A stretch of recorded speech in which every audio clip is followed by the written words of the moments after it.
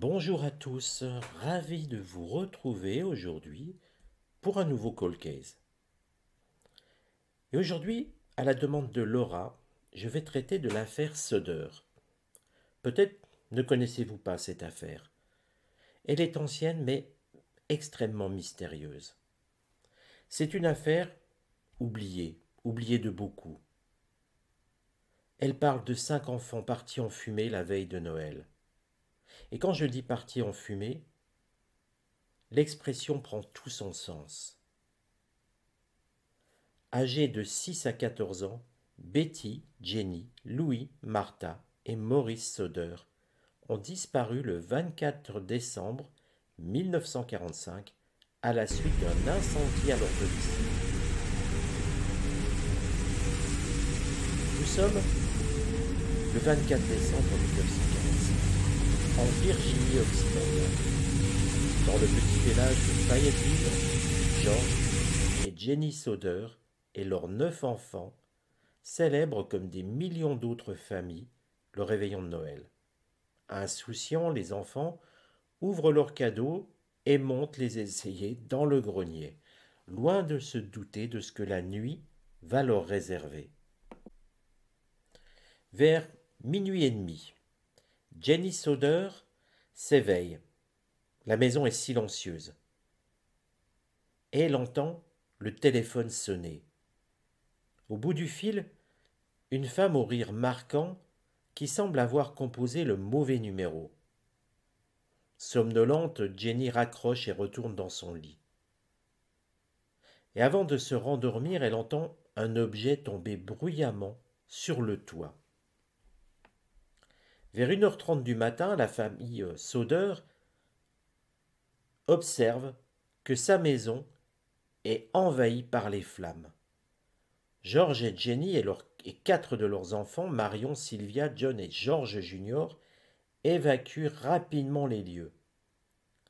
Le père de famille et ses fils tentent d'accéder au grenier, sans succès, tandis que des voisins cherchent à joindre les pompiers, là aussi en vain.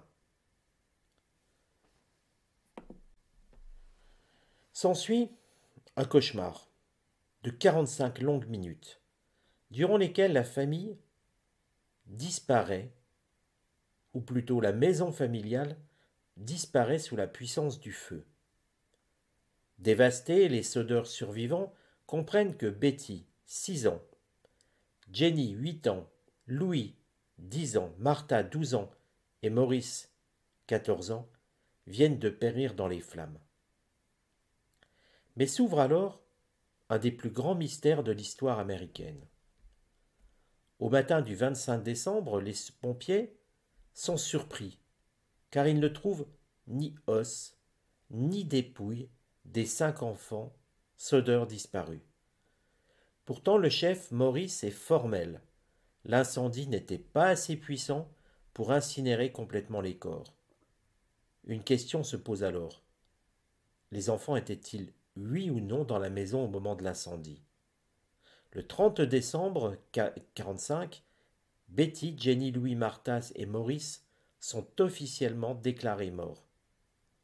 Leurs frères et sœurs survivants assistent à leurs funérailles, mais leurs parents bouleversés s'y refusent. Pour eux, les 5 petits derniers n'ont pas succombé dans les flammes. Gardant espoir, Georges recouvre les cendres de la maison et bâtit un jardin en mémoire des enfants perdus. Les photos des enfants y sont placardées et le resteront pendant plusieurs décennies. Si George et Jenny n'ont jamais voulu croire à la mort de leurs enfants le soir du 24, c'est que plusieurs éléments les poussaient à croire le contraire. Plusieurs mois avant l'incendie, un transporteur s'était présenté à la maison familiale et avait pointé du doigt les boîtes à fusibles en disant « Ça va mettre le feu un jour ». Peu après, un autre homme avait tenté de vendre une assurance au père de famille et s'était mis en colère lorsque celui-ci avait décliné l'offre.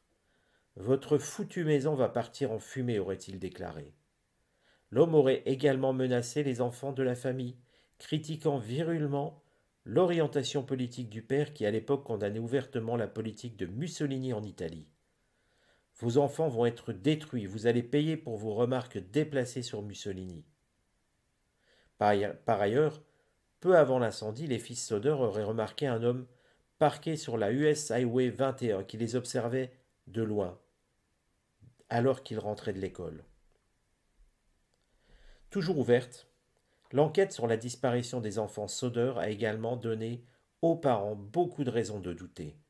Dès 1946, un témoignage remet en cause la théorie selon laquelle l'incendie serait dû à une défaillance électrique. Le conducteur d'un bus affirme en effet avoir vu des inconnus jeter des boules de feu sur la maison dans la soirée du 24. En 1968, un nouveau rebondissement remet en cause la mort des enfants Soder. Dans sa boîte aux lettres, Jenny Soder trouve la photo d'un homme d'une vingtaine d'années. Sur le verso, les mots Louis Soder, I love brother Frankie, à 901 32 or 35. Louis et ses frères auraient-ils donc survécu à l'incendie du 24 décembre 70 ans après, le mystère reste entier. Et quand je dis 70 ans, je suis en dessous de la vérité. Nous sommes à 78 ans après le mystère. George et Jenny Soder sont respectivement décédés en 1969 et 1989. Toute leur vie, eux et les enfants refusaient de croire en la mort de Betty, Jenny, Louis, Martin et Maurice, imaginant notamment que ceux-ci auraient été enlevés par la mafia italienne en représailles des déclarations de Georges Père sur son pays natal. Ce que je vous propose, c'est de regarder ce que sont devenus les enfants Soder,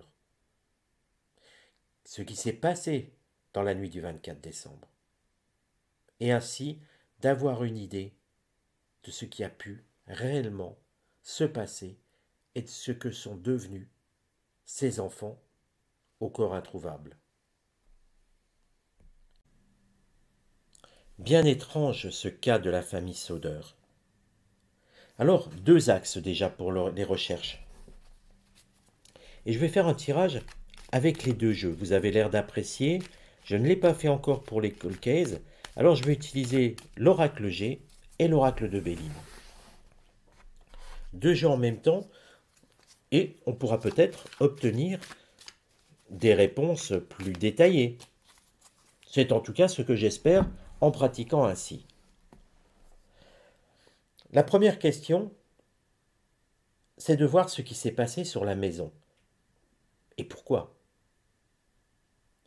Aussi, je vais poser une question ainsi. Quelle est la raison de l'incendie de la maison de la famille Soder en ce mois de décembre 1945? Je pose bien donc uniquement la raison.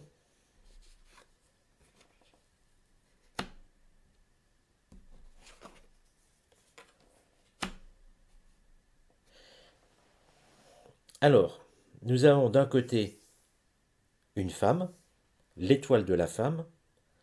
Alors, l'oracle de Béline est en train de nous dire que c'est un rapport avec une femme. Et il semblerait que, contrairement à ce que pensait la famille Soder, ce n'est pas en raison des prises de position de Georges Senior, du père de la famille, mais c'est en raison d'un lien avec Jenny Soder. Étrange, ça n'a jamais été évoqué par aucune piste. Et là, l'oracle G nous attire sur un équilibre. Quelque chose semble déséquilibré. La balance montre un équilibre, mais il y a des poids de chaque côté. On essaie de trouver un équilibre. Ça semble étrange parce que quelque part, on n'a jamais entendu parler de ça. J'ai fait quelques recherches dès que Laura a soumis ce sujet. Je l'ai trouvé intéressant, je ne le connaissais pas. J'ai lu plusieurs articles, ne serait-ce que pour ressentir un petit peu les choses, faire une voyance qui est holistique, donc qui tient sur des arguments, sur des faits. C'est vrai qu'il y en a peu, à part le récit dramatique. Mais là, on me parle de la mère la mère de cette famille, le lien est sur elle, on aurait l'impression de vengeance, de vouloir se venger. Alors, la question suivante va être pourquoi se venger de cette mère de famille?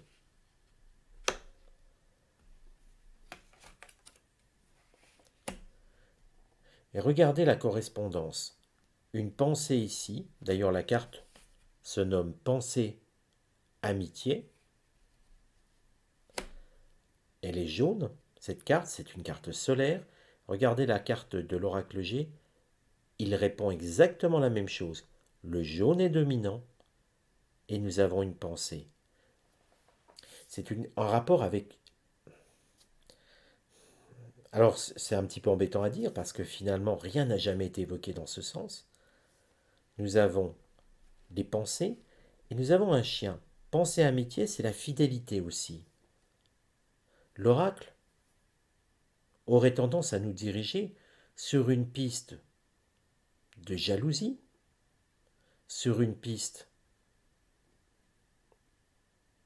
évoquant la fidélité. Est-ce à dire que cette mère de famille aurait manqué à son devoir de fidélité? Ou est-ce que elle aurait été fidèle et son mari ne l'aurait pas été? On tourne en tout cas autour de quelque chose de ce goût-là. C'est vrai que l'oracle aurait tendance à nous diriger quand même sur la mère de famille. Ça ouvre d'autres pistes. Mais alors, pourquoi ces réflexions sur les incendies possibles? Coïncidence? Menace en l'air? Menace d'un assureur irascible qui vient dire que tout pourrait brûler? C'est quand même très très étrange. Est-ce que tout ça cacherait autre chose dans la vie de cette mère de famille?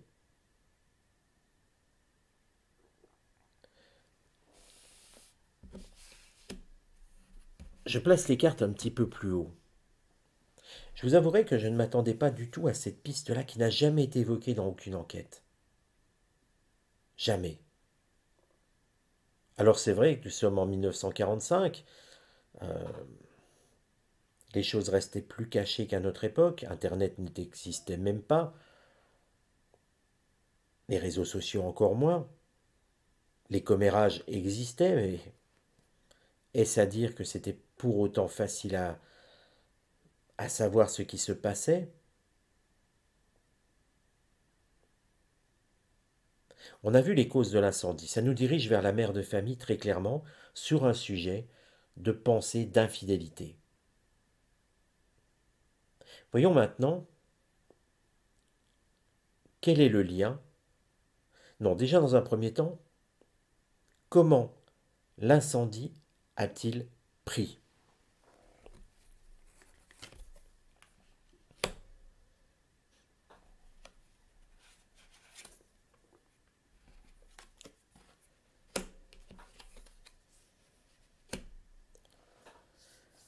L'oracle G nous montre une carte simulant ce que je vais appeler le printemps,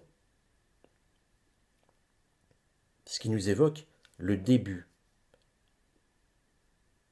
Le début de l'incendie, et si vous vous souvenez, quelqu'un a affirmé avoir vu des boules de feu, des projectiles.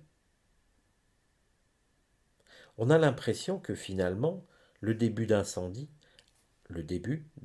a bien été mis avec des projectiles, quelque chose de rond, des boules de feu, qui auraient été lancées sur la maison. Ce n'est donc pas un incendie accidentel. Nous ne sommes pas sur un incendie en rapport avec le compteur électrique. L'électricité n'a strictement rien à voir là-dedans. C'est bien un incendie volontaire. Et on commence à comprendre un peu le cheminement. Visiblement, quelqu'un a lancé des boules de feu en rapport avec une histoire avec la mère de famille. Il y a un lien là-dessus. Alors, on va poser une question très simple. Quel lien y a-t-il entre le ou les lanceurs de projectiles enflammés et la mère de cette famille soudeur?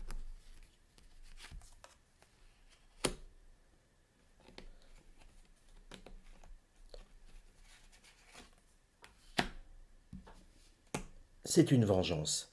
Pourquoi je dis ça? Nous avons ici un escargot. On a l'impression qu'il a fallu du temps. Je vous rappelle que dans l'oracle G, il n'y a pas de septénaire, hein. Donc Saturne n'existe pas. Là, il a fallu du temps. Ça remonte quand même à quelque temps. On n'est pas sur quelque chose d'il y a 15 jours. On a l'impression de quelqu'un de rancunier, qui en veut terriblement. Et le lien, beaucoup d'agressivité. En fait, il aurait fallu que les enquêteurs s'attachent à regarder, je dirais quelques années auparavant, qu'est-ce qui avait pu se passer dans la vie de cette mère de famille. Elle avait un ennemi à cette époque, elle s'est mise en, en opposition avec beaucoup d'agressivité vis-à-vis d'une personne. C'est cela qui a provoqué l'incendie. Ou plutôt, je dirais, c'est cette dispute, c'est vraiment, on a l'impression de quelque chose d'irréconciliable, et que la personne qui a lancé, et pour moi c'est un homme, qui a lancé ces projectiles enflammés, a mûrement réfléchi son geste. Il a ruminé son geste. Vous savez, on a l'impression d'une vieille vengeance de plusieurs années qu'on laisse, pardon, éclater. C'est quelque chose d'étrange.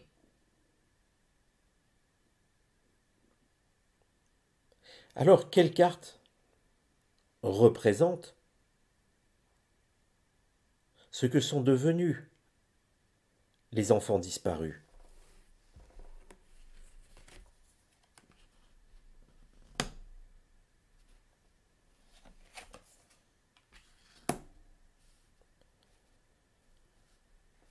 Alors, nous avons deux cartes. Deux cartes qui évoquent la médecine, qui évoquent la vieillesse. En réalité, nous aurions pu avoir la carte du procès, nous aurions pu avoir la carte de la stérilité. Bien sûr, chaque enfant a évolué différemment. Mais si on regarde, cette carte indique qu'ils ont vécu, qu'ils ont même vécu de façon âgée. Je n'ai volontairement pas fait de tirage en croix, parce qu'un tirage en croix, il y avait toutes les chances qui nous annoncent qu'ils étaient morts. Ben oui, mais à cette époque, ils pourraient être encore vivants, c'est vrai, mais ils sont âgés, et donc forcément, il y en a peut-être sur les... Enfin, forcément non, mais il y avait des risques que certains soient morts et que l'oracle nous montre une vision un peu déviée. Pour moi, ce sont des gens, cette famille, c'est en tout cas ces enfants disparus, qui ont vécu vieux, âgés, qui ont vécu longtemps en tout cas. C'est ce que Saturne nous montre. Et puis cette carte du médecin aurait tendance à nous montrer que, quelque part, c'est vrai que quand on est âgé, souvent, la maladie va avec, hein, et c'est un petit peu sur ça qu'il faudrait se regarder. Pour moi, ces enfants ben, ont survécu à cet enfer. En l'enfer des flammes, ils s'en sont sortis. Vous allez me dire, mais comment? Comment ces enfants se sont sortis de ces flammes?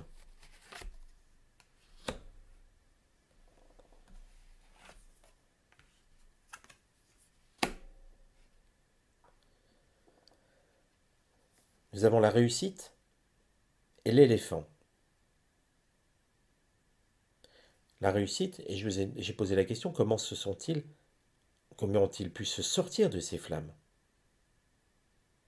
Nous avons la carte de la réussite et nous avons une carte quand même militaire.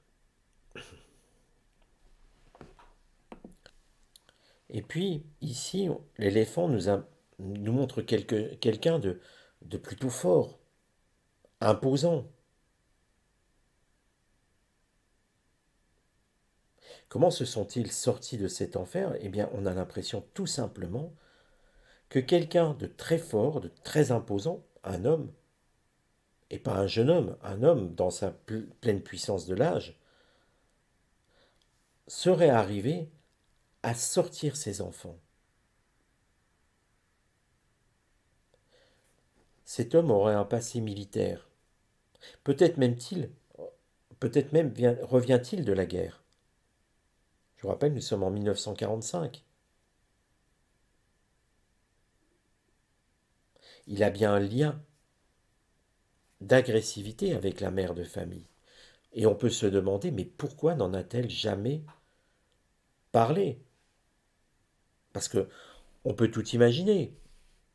Mais si nous arrivons à avoir cette lecture, elle, en tant que mère de famille, pourquoi ne l'a-t-elle jamais évoqué? Pourquoi?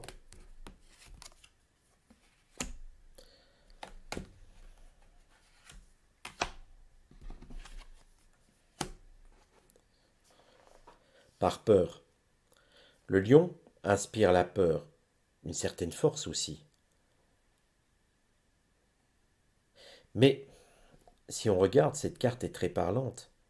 Le pourquoi, Vénus, plaisir, plaisir charnel. Est-ce à penser que finalement, il y aurait eu une aventure charnelle entre cet homme et cette femme? Oublié, visiblement, mis de côté. Mais lui n'a pas oublié. Ce qui pourrait expliquer pourquoi, s'il a fait la guerre, comme le suggère cette carte, il n'a peut-être pas pu revenir avant. Il a rangé son frein. Et là, on le sent comme le lion prêt à bondir. Regardez ce lion, il n'est pas sympathique, c'est pas un joli lion. Il a une sale tête, celui-là. On y reflète une forme d'agressivité. Vous voyez que finalement, cette affaire est à voir sous un autre angle.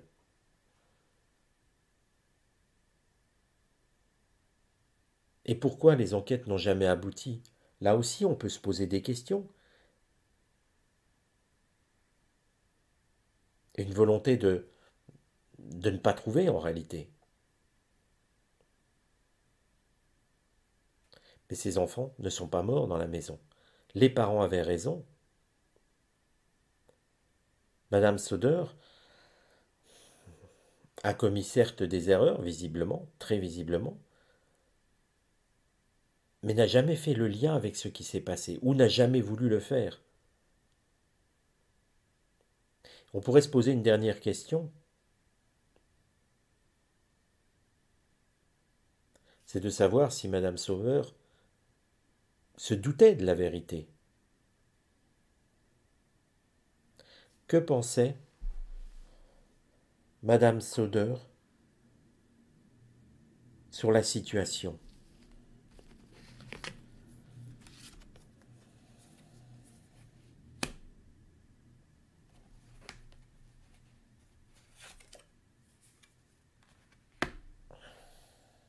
Quand on regarde, nous obtenons quelque chose, le symbole du feu, Mars. Elle pensait bien à une vengeance. Au fond d'elle, elle savait. Elle savait finalement que cette histoire-là, cet incendie, n'était pas le fruit du hasard. Elle savait que tout ça découlait d'une vengeance. D'une vengeance d'une autre personne. D'une personne qui vivait plutôt dans une grande ville. Elle savait donc qui était l'auteur de l'incendie. Visiblement, elle ne voulait pas le révéler. Ça peut se comprendre, ça peut s'expliquer.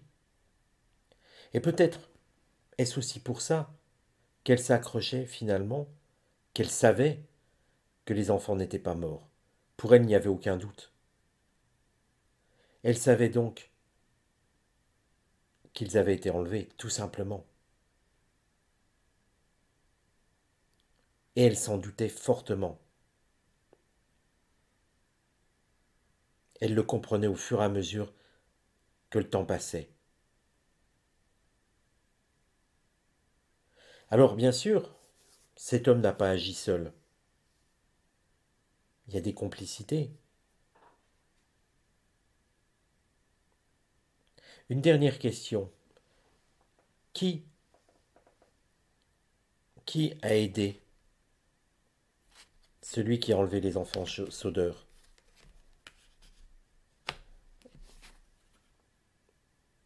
Et on me donne la carte de l'aide.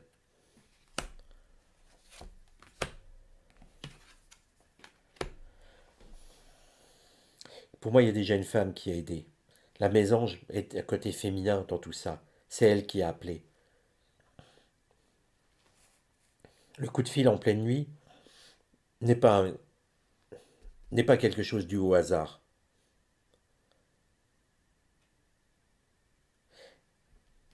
Et il avait de l'aide. Il y avait une autre personne qui l'a aidé. 3 personnes pour réaliser cet enlèvement. 3 personnes pour brûler cette maison. Voilà, ça en termine avec cette étrange affaire. J'espère que ce tirage vous a intéressé, que la méthode vous aura intéressé aussi. Dites-moi en commentaire ce que vous en pensez et je vous donne rendez-vous à très bientôt pour une nouvelle vidéo.